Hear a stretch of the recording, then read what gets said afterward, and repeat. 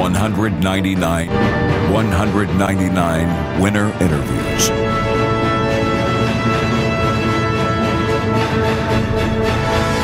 199 trophies. 199 victory lane celebrations.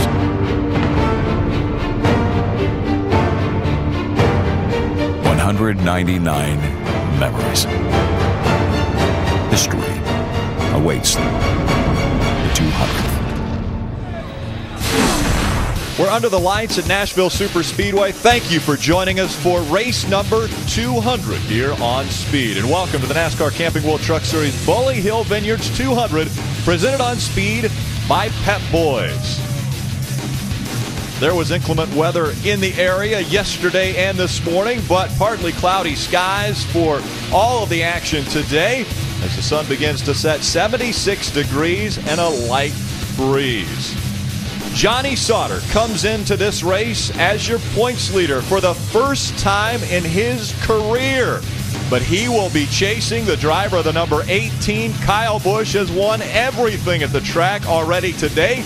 Can he top it off with hoisting the guitar at the end of the night? We're about to find out. We're going to fire the engines. We go trackside for the command. Now, ladies and gentlemen, with that command we've been waiting for, please welcome from Bully Hill Vineyards, Mia Decor. On behalf of Bully Hill Vineyards, drivers, start your engines. Crank it up. Okay. You can go ahead and crank it up.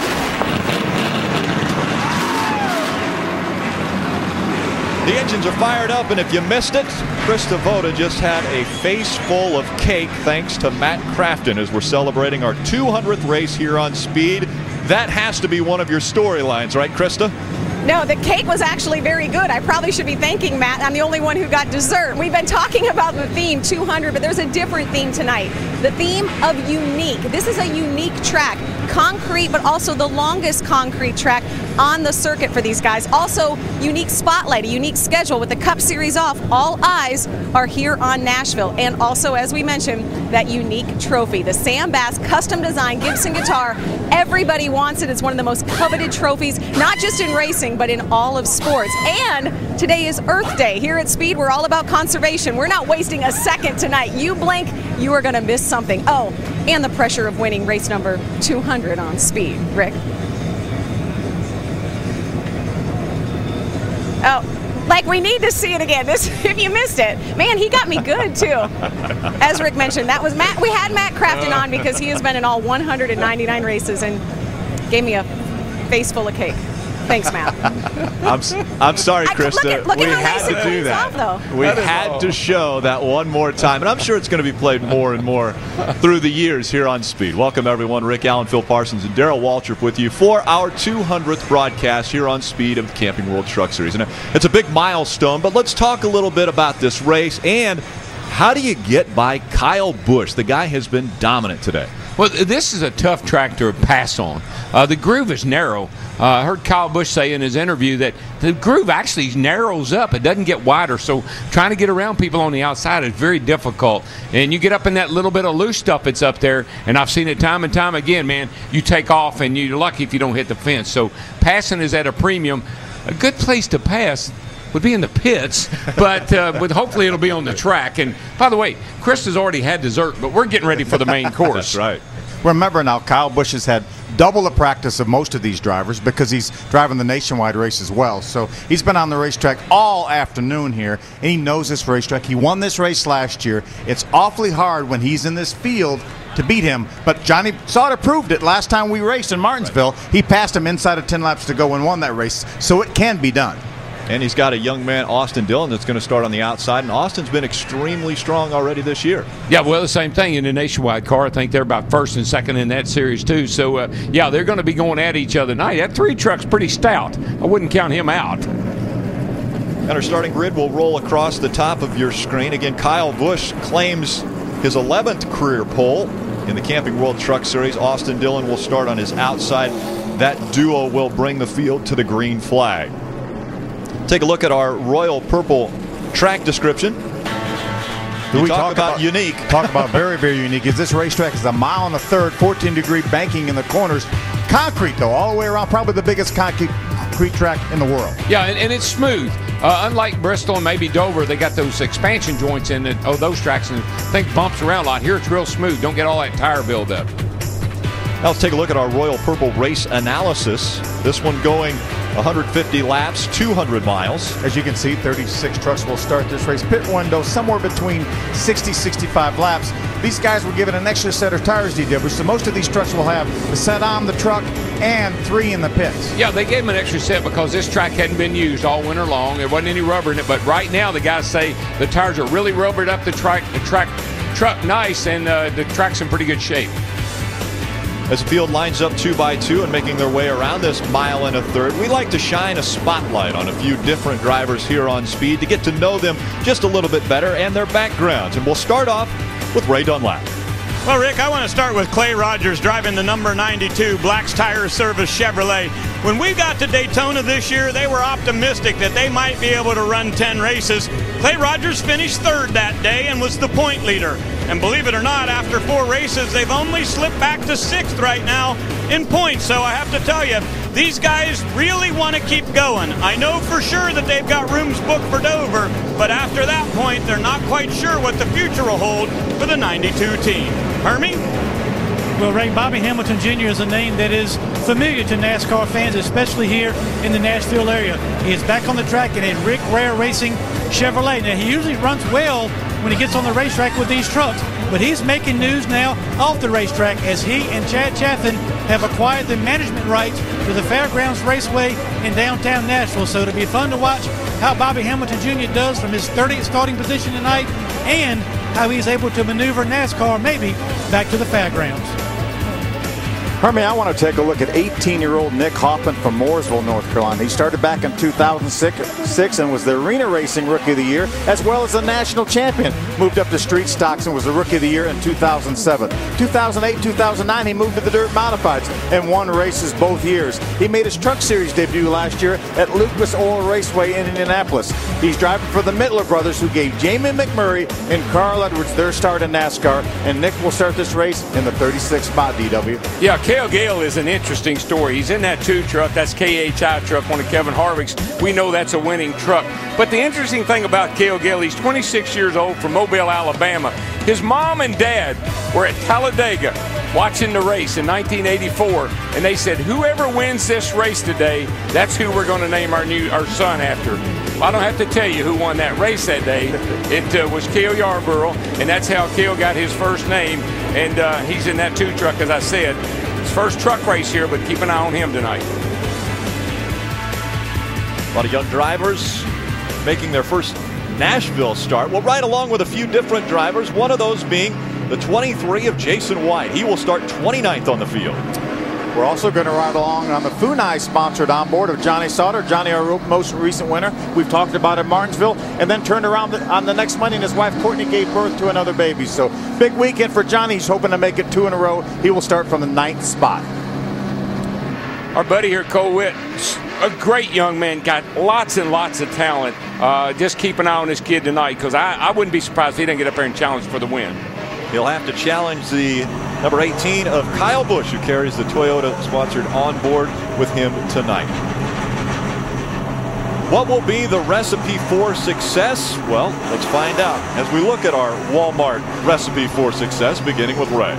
Well, Rick, the recipe for success may be to have your owners on vacation. Tonight, Kevin and Delana Harvick are sitting somewhere in South Carolina, drinking a couple of cold Budweisers, watching the 200th race on Speed.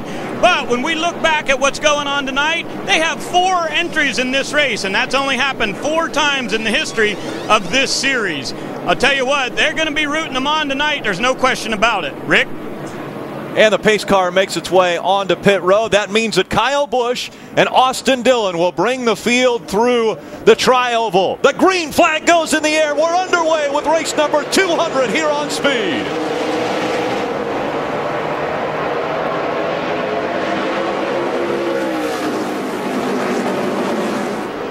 Justin Johnson uses that bottom of the racetrack, does not allow Austin Dillon to get down to the bottom.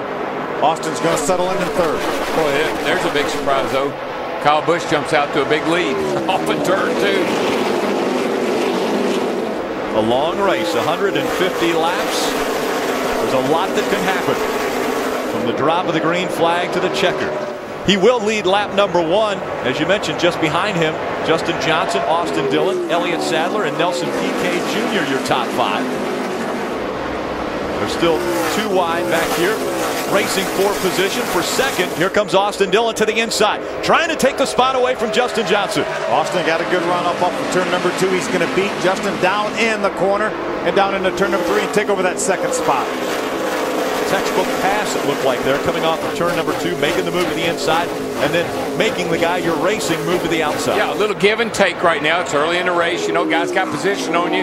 Don't take any chances. Don't get hung up on the outside.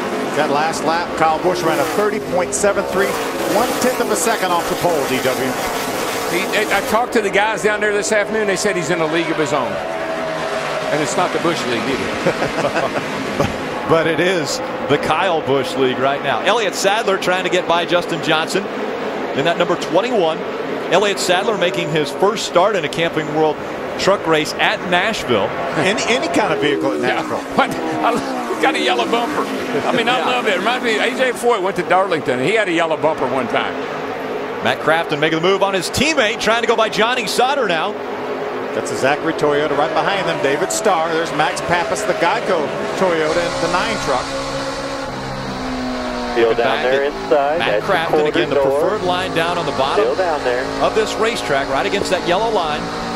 Would you believe this is the first new truck that Johnny Sauter has ever driven at Thor Sport Racing? Pretty amazing. Cole Witt on the inside, trying to take 4th away from Elliott Sadler. That's 5th position that he took away from Sadler. Just in front of him, Todd Bodine's got the 4th spot. Justin Johnson, a great run early in that Vision Airlines Toyota in the 3rd spot. Justin Johnson and Nelson Piquet Jr. both with their best career starts. Nelson Piquet Jr. has dropped back to the 7th position. Take a look at this. Oh, trucks everywhere, side by side. That's Parker Kligerman, the 29 on the outside. Max Pappas, the 9 on the inside. There's James Busher, the 31 right behind. I believe that's top. No, that's Justin Lofton. Justin Lofton, 77, another one of the Germaniacs. I was told they're Germaniacs, not Germanians. Not Germanians, they're Germaniacs. That's a gaggle right there. Yes, it is. You know, Phil, right now, for about the first 7 or 8, 10 laps, these trucks are a little bit evil to drive. The pressures are really low on the tires. Things are going to wobble, move around a little bit more. Then they stabilize. We talked about this being a concrete surface where the temperature won't fluctuate a lot with it because it doesn't take a lot of heat. That way it won't hold a lot of heat. So we're not going to see a big change, but with the sun going down, there will be a change on this track. Yeah, I mean, anytime the ambient temperature drops, performance picks up. The truck's going to run better. The tires are going to hold better. So I don't care what surface you're on, when the ambient temperature goes down, you're going to get better performance.